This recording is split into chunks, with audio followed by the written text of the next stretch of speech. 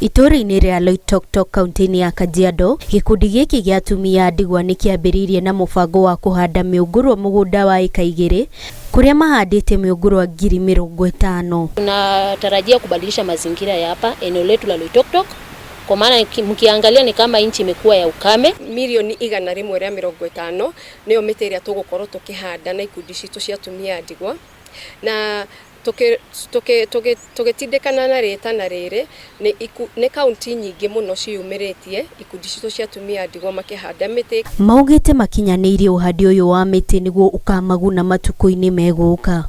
Lengo yetu ya kuotesha miti hii ni ile ya kwamba kusema mama mjane asiwe wa kuomba. Tungeomba community ya Loitoktok waweze kupanda miti manyumbani, makanisani, mashuleni, na miti ziko na nasari ziko kwa hawa widows chapter ya Kajiado South. Hii kikundi ni kati ya vikundi zile ambazo tuko nazo hapa katika msitu wetu, ambaye itatusaidia ku raise over 400 seedlings katika hii msitu. Maugĩte marĩ na mwĩhoko mbura ĩrĩa ĩrĩcoka kũringa nĩ ĩgateithia tabarĩra ĩno yao, gũkũ makĩũria mũingĩ wa bũrũri kũnyita itemi ũhandi-inĩ wa mĩtĩ nĩguo kwagĩrithia rĩera na kũiga bũrũri kũraya na ũgwati wa ũcenjia wa rĩera. Na tunaomba na tunahimiza wale mahali walipo, tuungane sisi wote kama wajane, tuweze kuungana pamoja na kuanzisha miradi hii ya kubadilisha mazingira. Vile tunaona kuna climate change,